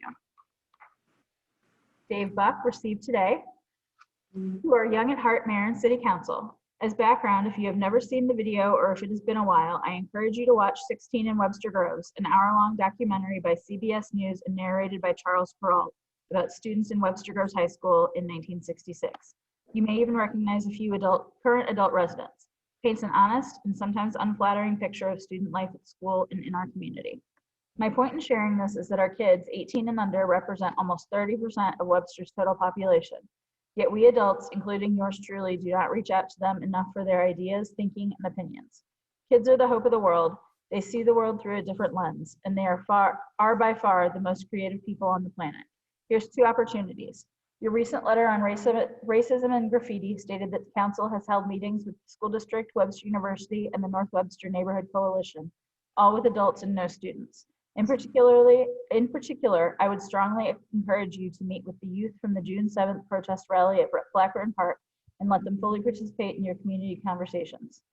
The idea to create a student advisory council at the high school to provide perspectives and ideas to City Council on current issues has been put on the table and acknowledged, but no action yet. Maybe it is a new city board or commission that meets regularly or when current issues demand it. In closing, the poet William Wordsworth simply and profoundly wrote, "The child is father to the man." True, we adults teach our kids many things, but may we never forget that our kids teach us very valuable things in return. Please do not shut them out of commenting on the community they love. Thank you. Peace, Dave. Richard Mozzarella, received on the 15th.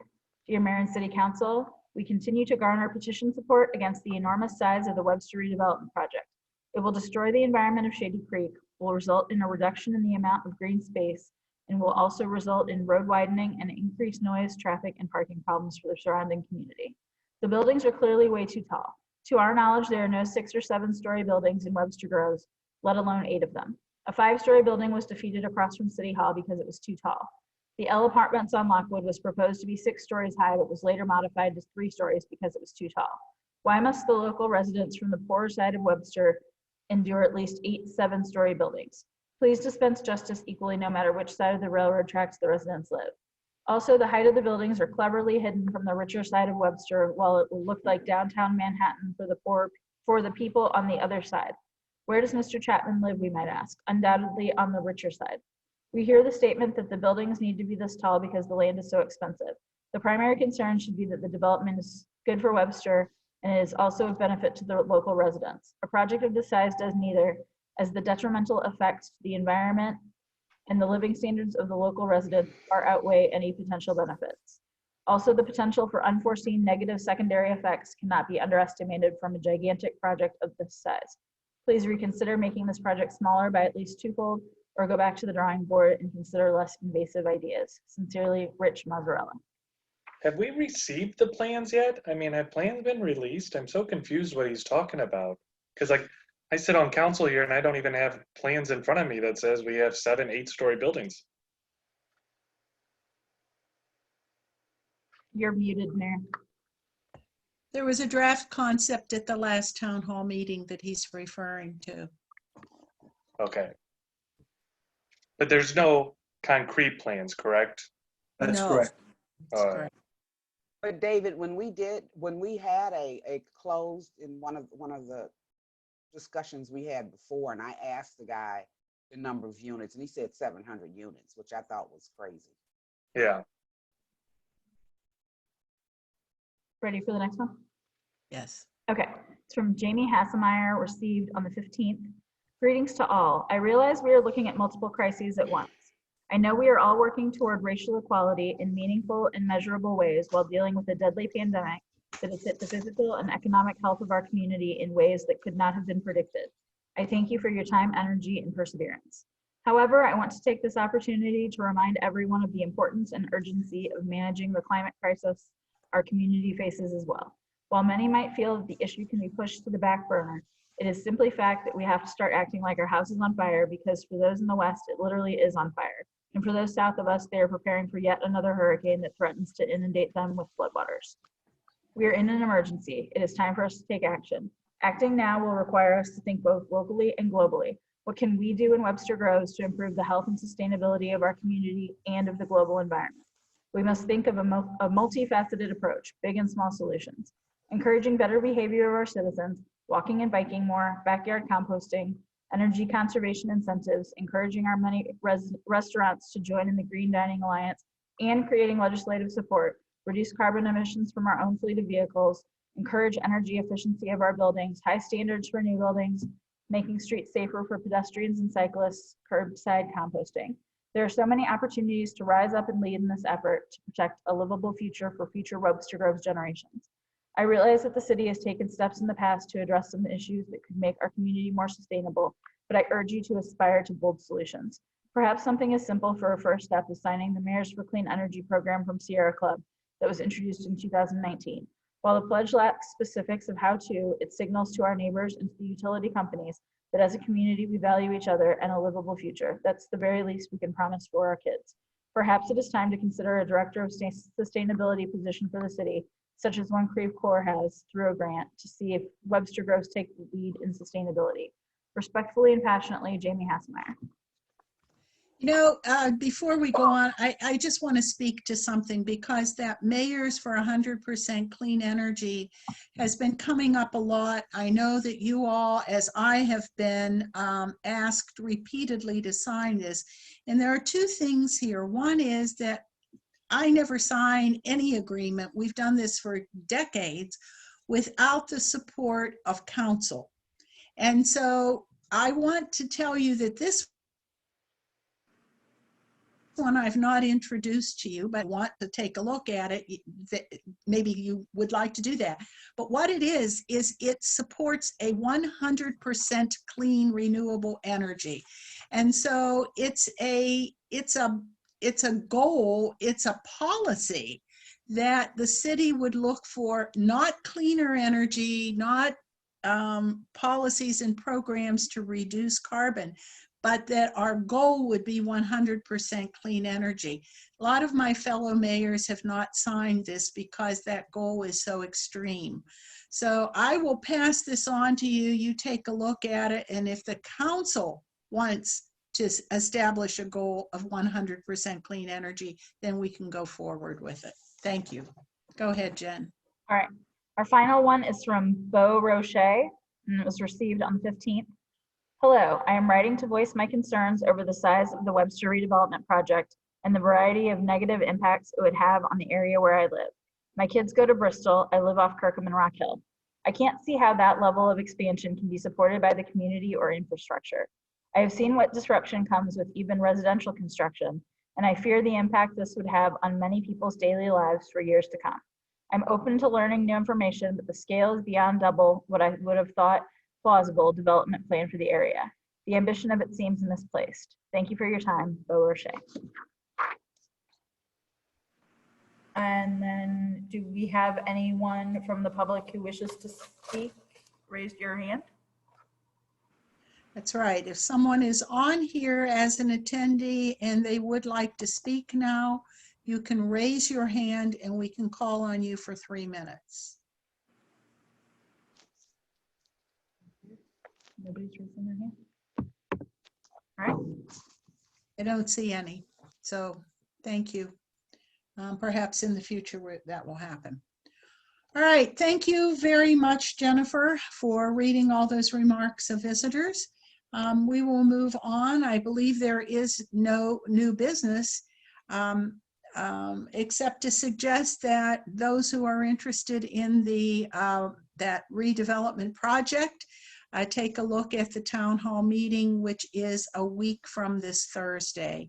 And you can go to our website and we will provide for you a link to sign up for that town hall meeting.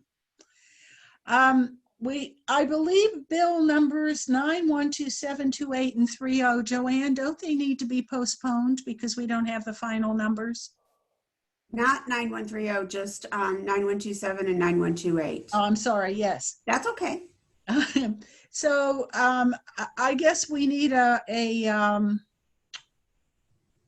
some sort of motion to Either table or postpone. Right. Yeah, to postpone these until we have the numbers to finish this or to do this. So could I have a motion to postpone? Mayor, I'd like to postpone, which bills, 78 and 30, or just 9127 and 9128. postpone bills number 9127 and number 9128 until our next council meeting? No, it won't be our next council meeting, which we'll have to call a special meeting for. Yes. And Okay, actually, that's just so fine. you know, they sent me the numbers this afternoon at about 4:30. Okay. So maybe we can tie that in with the other meetings that we're going to have for the search process. So we can tie those together and get them all done in one evening. So do you need a second still? Yes, we That's need a me. second. All right. Councilmember Bliss, Yes. Councilmember Franklin, Yes. Councilmember Smith, Yes. Councilmember Alexander, Yes. Councilmember Richardson, Yes. Mayor Welsh, Yes. Councilmember Arnold. Yes. All right, let's move on then to bill number 9130. Pam, could you call for the reading of 9130 and its passage? Yes, Mayor, I'd like to call for the third and final reading of bill number 9130 and its subsequent adoption. Second. Second. Bill 9130, third reading. An ordinance levying the cost of abating certain nuisances, title search, cut, trim, debris, etc., as special tax bills against the properties hereinafter described and constituting levies as liens on the respective properties. All right, any questions or issues? If not, let's call for the vote, Katie. Yes, Mayor. Councilmember Franklin, Yes. Councilmember Smith, Yes. Councilmember Alexander, Yes. Councilmember Richardson, Yes.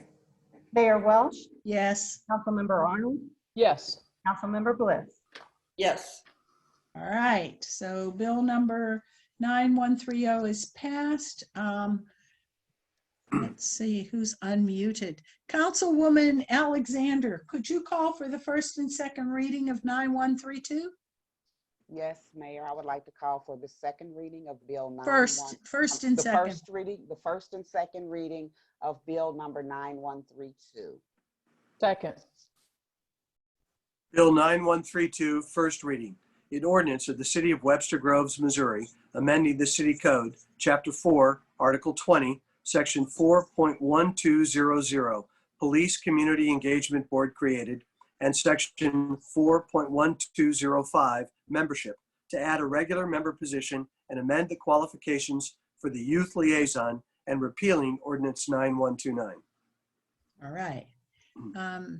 Karen, is there something that you wanted to change on this to make a motion for an amendment? I would like to make a motion to amend for an amendment to require one of the positions to be focused on the engagement of youth throughout the community, not just Webster High. So And where would you put that? That's, um, I mean, we need a specific recommendation about where to locate that within the ordinance. that was in, Like you want to change, yeah. I want to change, and it was the first section specific to the members. They were bulleted 1 through 5, I believe, for the, I don't know what that section was. It was the first section of the ordinance where we outlined the So there are two parts requirements of the members. that I think we had forwarded to you yesterday, Karen. Yeah. There was, it's in section 4.1205 membership, Yes, under qualifications. yes, thank you. Yeah, under A, qualifications, Mhm. is where they have different qualifications listed as something of that sort. I think I had said at that or yesterday I said it, presumably it could be like a new number 5 if you look at the listing there, and then renumber the following ones. or you can add it within the text of the current number 5 as like a consideration. You guys are all looking at the ordinance. Thank you for pointing that out. That's what I was thinking too, that you could simply add it to the text of number 5. And I would be fine with that. Is Do I this need to restate that? Well, no, we don't have a formal amendment yet. Okay, so number 5, okay, so 4.1205 membership, A, qualifications. Number 5 currently says, in selecting members, the city council shall consider the diversity of the community, possible membership from the not-for-profit institutions within the community, clergy and civic organizations, and representation that reflects the demographics of the community, including both age, gender, and geographic representation. So I think if you wanted to add something in there, possible membership from the not-for-profit institutions within the community, clergy, civic organizations, and representing youth. Or if it was just made a new number 5 that was like a specific one member shall represent youth outreach. Karen, may I make a Yes. suggestion? Mhm. Could we potentially add at the end of that? So we've gone through 5, the last word is representation, a new sentence that says, preference will be given for a member focused on youth engagement. Yes, Perfect. thank you. Laura, let's make that as a proposal. You could make that an amendment motion to add that. Well, it was Karen's idea, so if she wants to make it, I'll do it, but I'm happy to make the motion. I just, Let her second it. You've got the sentence down. okay. So I move that section 5, sorry, that's not section 5, section 4.1205A, number 5 be amended with the addition of a preference for a member focused on youth engagement. No, I had that preference for a member. Well, so see, Jerry, you jinxed me. Laura had said preference will be given for a member focused on youth engagement. See, that's why you're good at your job. Thank you very much. And I second that. Okay. So now we have a proposed amendment. Is there any discussion? Then let's vote on that amendment, Katie. Sure. Councilmember Smith, Yes. Councilmember Alexander, Yes, Councilmember Richardson, Yes. Mayor Welsh, Yes. Councilmember Arnold, Yes. Councilmember Bliss, Yes. Councilmember Franklin. Yes. Okay. So now we've had I guess we need the second reading, Neil. Yes, ma'am. Bill 9132, second reading. An ordinance of the City of Webster Groves, Missouri, amending the City Code, Chapter 4, Article 20, Section 4.1200, sorry, Police Community Engagement Board created, and Section 4.1205, membership, to add a regular member position and amend the qualifications for youth liaison and other amendments, repealing Ordinance 9129. Sounds good. All right, we'll take this up at the next meeting. Does anyone care to remove anything from the consent agenda? If not, I need a motion to approve the consent agenda. Emerson. Yes, Mayor, I'd like to call for the approval of the consent agenda. Second. Councilmember Alexander, yes, Councilmember Richardson, Yes. Mayor Welsh, Yes. Councilmember Arnold, Yes. Councilmember Bliss, Yes. Councilmember Franklin, Yes. Councilmember Smith. Yes. All right, the consent agenda has been approved. We have no appointments to boards and commissions, and we do need an executive closed session. Yes, Mayor, I would ask that that someone make a motion to close it based on 610-021 subsection 1, attorney-client privilege communications, subsection 2, real estate, and subsection 4, negotiated contracts. All right, would someone make that motion? Or Laura, you're on top of these motions tonight. Come on. Yes, Mayor, I would like to call for an executive session regarding, number one, attorney-client privilege communications, Missouri Statute 610.021, open paren 1, close paren. Number two, real estate, Missouri Statute 610.021, open paren 2, close paren. And number four, negotiated contract, Missouri Statute 610.021, open paren 12, close paren. Katie, thank you for my cheat sheet. All right, is there a second? Second, I second. All right. Councilmember Richardson, Yes. Mayor Welsh, Yes. Councilmember Arnold, Yes. Councilmember Bliss, Yes. Councilmember Franklin, Yes. Councilmember Smith, Yes. Councilmember Alexander. Yes. All right, so we all know the drill. We'll leave this meeting, and I hope you have the Zoom information for the closed session, and we will come back in a few minutes with the closed session. You need to refill your coffee cup, go ahead, and we'll be back. Meeting adjourned. Yes, meeting adjourned. Just no. No. Right. No, Right. meeting's not adjourned. Only this part.